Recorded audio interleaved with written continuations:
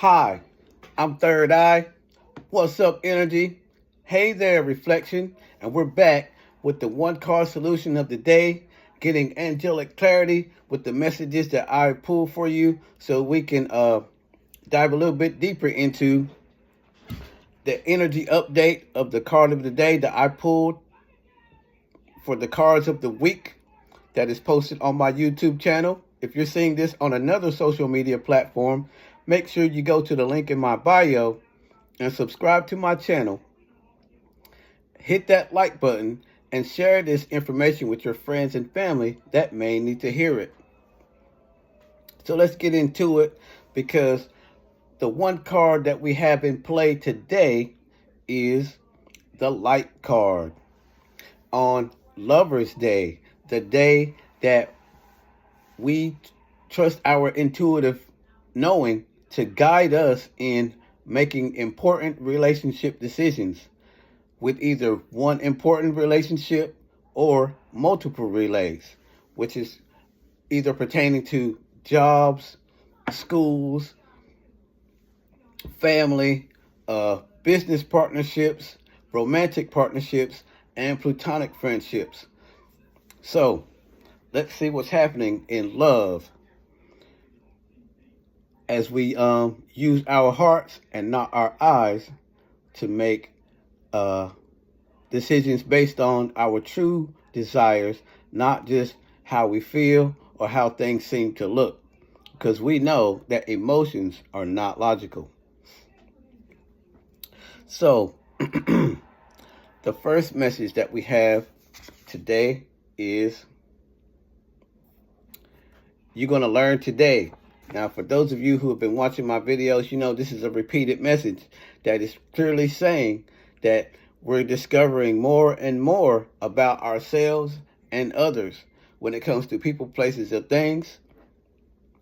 We are learning that we have the power to change things.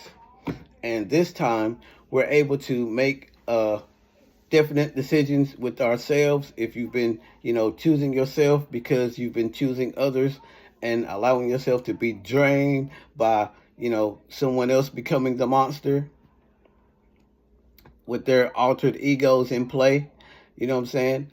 Because we have the Chariot card, which is signalizing that we are moving into calmer waters.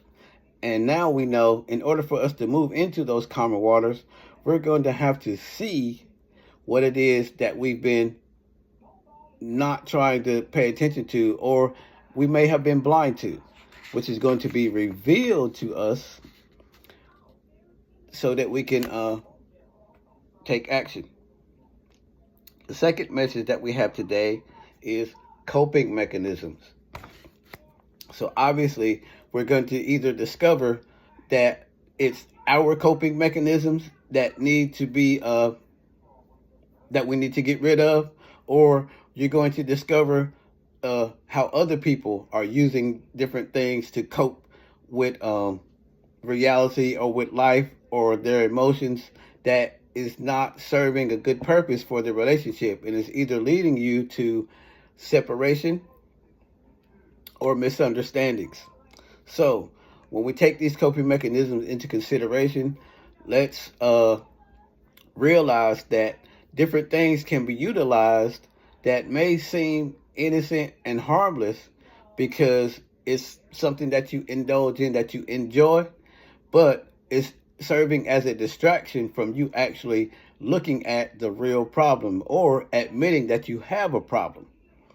Whether we're talking about sex, drugs, alcohol, or just suppressing your emotions and putting on your positivity mask and acting as if you're not experiencing the emotions that you are, and trying to look at the situation logically, when we already know that emotions are not logical, which is going to put you in a space of conflicting interests or inauthenticity. So let's look at the third message that we have, and it is transformation of the ego.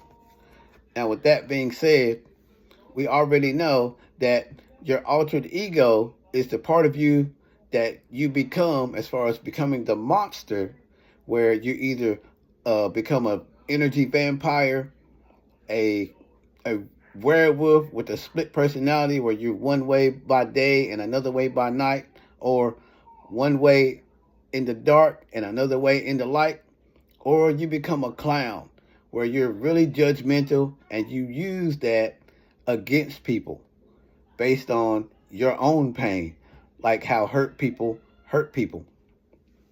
and needy people just feed on people, and they're abusive and narcissistic.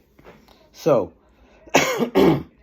we need to transform the ego, the altered ego, back into the ego, because your ego is your identity, and you're not identifying as yourself when your ego becomes altered.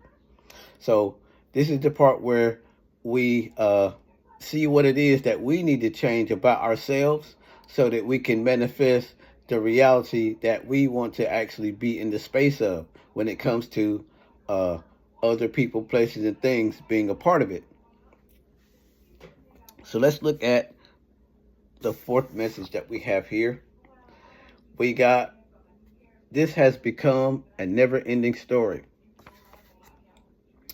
Obviously, it is time for us to end some cycles and move on into calmer waters, which is going to require for you to either cut some people off that it's going to hurt you to cut off, or you're going to have to realize that you need to hold yourself accountable for the things that are your fault and your responsibility to allow other people to be as they are, accept the truth as it is, and stop deflecting, dejecting, and denying the truth about your choices, your thoughts, your desires, and your actions, so you can allow things to become the blessings that they are, and actually learn from the lessons, so that you can stop cycling and recycling the same bad behavior over and over, or dealing with the same type of people over and over and over. When if you raise your vibration high enough and change who you are, what you attract will become different, because we know that what you want wants you, meaning you only attract what you are a vibrational match to. So when you're no longer a vibrational match to monsters, you don't attract them. And when you are, your vibration is high enough to affect them, instead of you being so low that they are able to affect you. And on that note, I hope this helps you move to this planetary energy effectively and efficiently, and that you tune in next time for more constellations and consultations and constitutions about your dosas.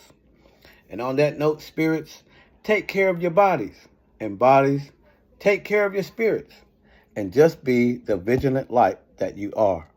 Namaste.